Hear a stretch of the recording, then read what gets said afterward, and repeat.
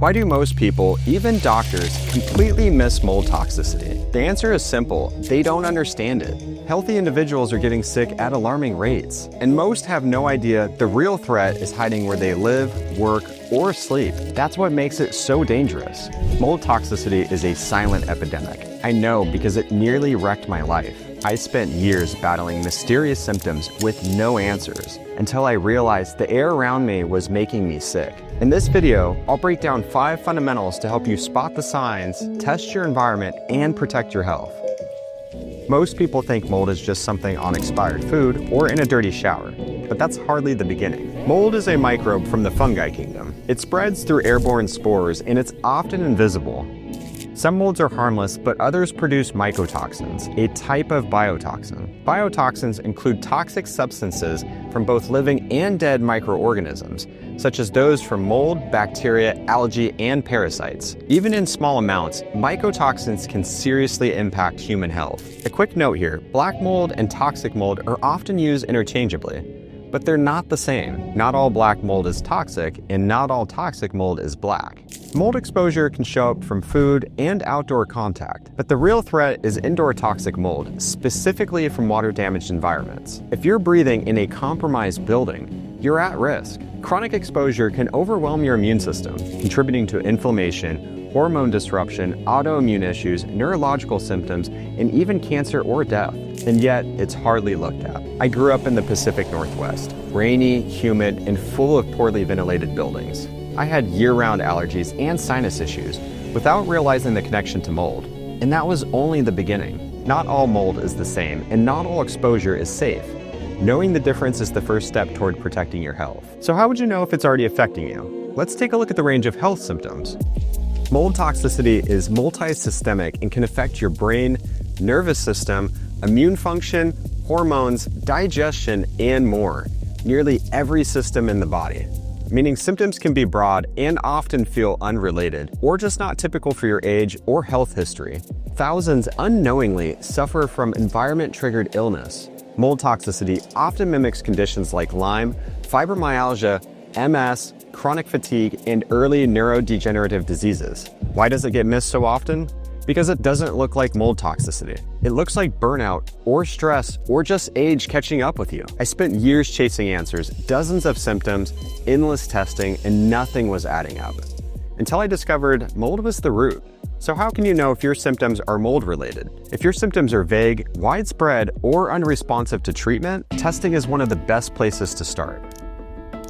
Testing your body for mold toxicity can be extremely frustrating and often misguided. This is because there are several ways to test, but they vary in accuracy, cost, and what they actually measure. So it's important to note that no single test is perfect, but a multi-test approach can help you connect the dots and determine if mold toxicity is impacting your health. Here are some of the tests you'll come across. Blood serum antibody test.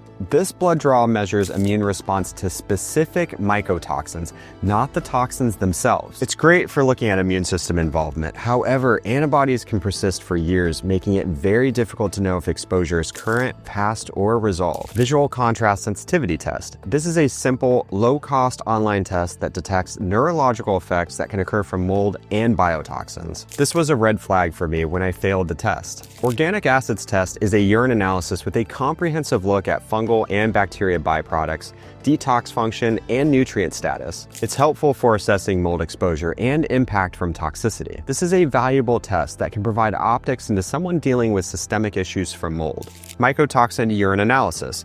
This detects mycotoxins from specific toxic molds. It has direct measurement based on the amounts excreted. However, results can vary depending on your timing, exposure, and ability to detox. It's important to know that certain foods, such as grains and coffee beans, are contaminated with mycotoxins and can impact your results. I personally tested high in trichotheceans, which are a group of mycotoxins produced by toxic molds such as Stachybotrys. Electrodermal screening is a non-invasive, energetic scan that reads organ stress and toxin reactivity. It's not diagnostic, but a great tool that can reveal what other tests or doctors miss. This was the first test that pointed to mold toxicity in my body and led me on my pursuit. CIRS panel. CIRS stands for Chronic Inflammatory Response Syndrome.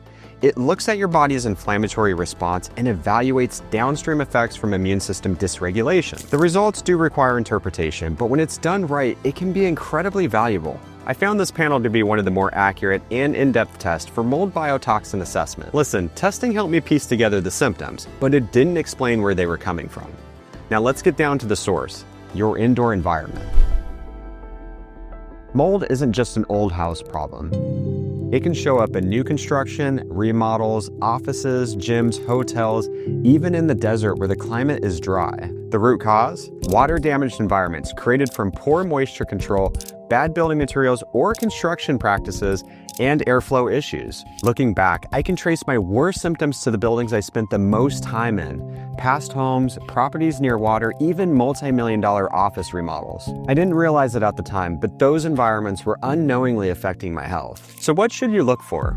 Signs of mold include discoloration, water stains, fuzzy textures or abnormal dust amount, musty smells, indoor humidity consistently above 55%, water pooling, paint bubbling, or rust forming in odd places. And watch for patterns. If multiple people are dealing with strange or unexplained symptoms, including pets, there could be a problem in the air. Most people never think about mold when they're not feeling well, but awareness is everything, and knowing what to look for can put you miles ahead.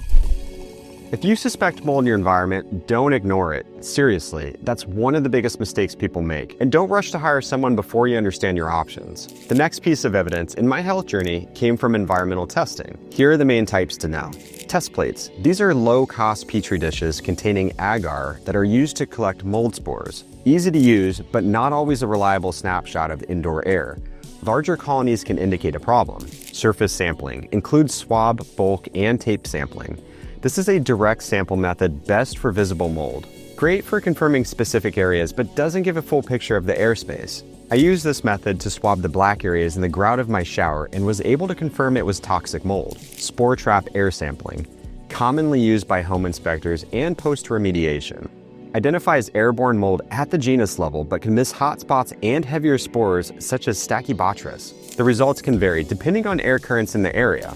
Dust sampling. This type of testing utilizes MSQ PCR technology.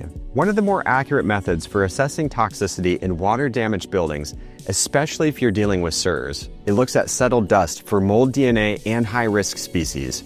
This method is preferred for clinical use. For me, dust sampling confirmed toxic mold species like Aspergillus and Stachybotrys. For the first time, 4 years after my symptoms began, I had a direct link between what I was feeling and the space I had been living in. Each method has its limitations, and there's no one-size-fits-all solution. Mold toxicity isn't rare, it's just rarely recognized. Once you understand how your environment affects you, you can protect your energy, your well-being, and your future. This video is about big picture. In the coming weeks, I'll be releasing a series where we dive into each of these fundamentals, starting with what is mold and why does it matter for your health? Hit like and make sure to subscribe to my channel. This is just the beginning.